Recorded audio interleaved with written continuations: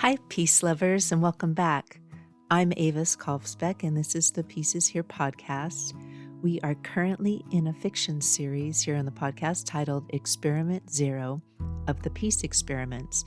This is a 13-episode series following the reports of Kitty O'Compost, a small-town journalist with a sharp wit and a truth-telling goat named Marzipan. In this story, Kitty untangles the mystery of a global peace protocol through the lens of a local pothole, proving that the big questions of the world are usually hidden in the small things we walk over every day. It's a journey about the commons, the power of young people, and the quiet maintenance of peace. If you found us in the middle of this series, feel free to pop back to episode 184 to start the story from the beginning. In this chapter, the hearing continues as planned until a student asks a question no one scheduled. Here is Chapter 11, The Question from Osprey Point. The next morning, the hearing reconvened for public commentary and supplemental testimony, which was bureaucratic for anything we forgot yesterday, anything we don't want to take responsibility for today, and a few accidental truths that may slip through the cracks if the mic tech gets distracted. The press had been given a spillover room, one part hallway, one part command center, where folding tables, monitor screens, lukewarm coffee, and the smell of overheated electronics combined into a fragrance known officially as Press Access Area and unofficially as where we try to hear what we already know. I flashed my badge. A staffer waved me in with a look that implied the human race had already disappointed him twice that morning. Inside, the live feed from the main chamber flickered across 4 wall-mounted screens. Captioning stumbled to keep up. A reporter in a blazer 2 sizes too stiff whispered into her mic about geopolitical implications while stirring powdered creamer into coffee the temperature of regret. I realized I needed my trusty fact-checker, so I brought Marzipan in live on my phone. I propped my phone against a stack of press releases. Her rectangular little face blinked into view, ears forward, ready. She gave the screen a single scratch fact check on greeting, rattling the audio. And then I saw them. The Osprey Point High School delegation, Garrett and her classmates, clustered at the far wall under a sign that read, Observer Overflow. That explained it. The youth had been bumped from the main room due to capacity constraints, which the staffer at the door translated for me as someone forgot to reserve enough chairs and we don't negotiate with teenagers. Garrett stood slightly apart, tapping a pen against her notebook, calm, focused, the way some people get before walking into a storm they've studied. I made my way over. "Didn't they give you seats inside?" I asked. "They did," Garrett said. "Then they didn't."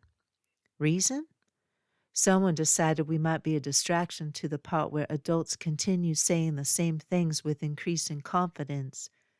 From my phone, Marzipan stomped once, a sharp digital thump. Agreement. Fair. The hearing on the screens had begun, a line of speakers, policy advisors, consultants, each delivering variations on the theme. Peace is dangerous. Weapons are necessary. Delay is responsible. Marzipan scratched loudly at delay. I lowered the volume before she could break my speaker. Garrett closed her notebook with a quiet, decisive snap. "We're changing location," she said. "Where?" I asked. Close enough to ask a question. The entire delegation moved as one.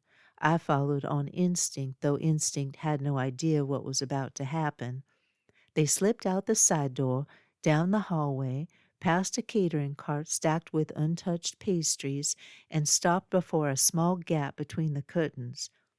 Through it I saw the edge of the main hearing room, all chandeliers and gravitas, panelists curved like a row of unblinking owls. A staffer noticed us. "Students need to remain in the overflow area," he whispered sharply. Garrett smiled politely. It was a thin smile, the polite sort one might give while unplugging a power source. "We're not entering," she said. "We're asking." Before the staffer could decode that, Garrett stepped to the curtain gap, raised the small wireless mic she must have swiped from the youth desk earlier, and pressed the button. A sharp, piercing feedback squeal pinged through the chamber. It wasn't the polite chime of the official system. It was a raw, biological sound that cut through the sterile air and made one of the panelists flinch. One of the officials frowned, glancing down at their console. The feed delay meant the room hadn't yet registered the intrusion. Garrett took a breath and spoke. "Excuse me," she said, voice small but amplified, threading through the cavernous space. Half the room turned at once. "We're from Osprey Point High School," Garrett continued. "We were invited to observe but not to speak. Yesterday we asked to participate, and there wasn't time." A rustle swept the room, the staffers, the panelists, the whispers of "this is off script." Garrett lifted the mic a little higher. "We only have one question." I felt my breath hitch. On my phone, Marzipan froze, ears rigid. Garrett's classmate stood behind her, quiet, resolute. The camera finally found Garrett's face. "All day we've heard adults say that peace will make us weak." A beat. "So our question is, if you say peace will make us weak, are you willing to let us prove you wrong?" Silence. The kind that rearranges a room. A staffer dropped a clipboard. Someone inhaled sharply. One commissioner mouthed the words again, astonished by the simplicity. Marzipan delivered a triumphant scratch fact check that blew out my volume. I scrambled to lower it, accidentally tapping the music button instead. Suddenly from my phone speakers the weary finger-picked guitar of John Prine's The Great Compromise burst into the hearing feed. The lyrics hung over the stunned bureaucrats like a haunting accusation. The curtain shook as half the room turned toward our tiny satellite of chaos. I fumbled and finally silenced John Prine mid-verse. Garrett lowered the mic. A question that could not be unasked hung in the air. A security guard approached. "We need to escort you all back to the designated area." "Of course," Garrett said. "We're done." Marzipan stomped loudly through the phone, added a theatrical bleat, and walked away from my screen. As the youth gathered their bags, I stepped closer. "That was—" I searched for the right word, but none of the large ones fit. "Correct," I finally said. "Nice soundtrack," Garrett said, her smile widened by a millimeter. In the main chamber, confusion bloomed. Panelists conferring, page shuffling, fear meeting logic and realizing it had been caught unprepared. We were escorted back to the overflow room. No one reprimanded the students. No one knew how. As the door swung shut behind us, muting the murmurs, I whispered inwardly, "Addie, something just shifted." Garrett slung her backpack over one shoulder. "Kitty," she said, "we've got a new experiment. Do you want to see it later?" A door opened in my mind and the future leaned in. "Absolutely," I said. The youth moved down the hallway, no longer looking like a group of kids playing dress-up in a world too big for them. They walked with the synchronized gravity of people who had just found a crack in a fortress and were already planning how to plant seeds in it. I looked back at the hearing room one last time. From this distance, the gargoyles on the gate didn't look like terrifying guardians anymore. They just looked like heavy, expensive rocks, frozen in posture of defense against a wind they couldn't even feel yet.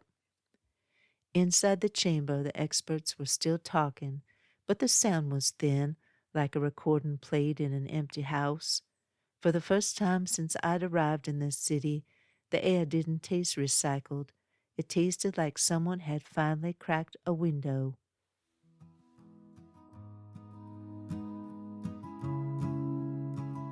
You've been listening to Experiment 0 of the Peace Experiments.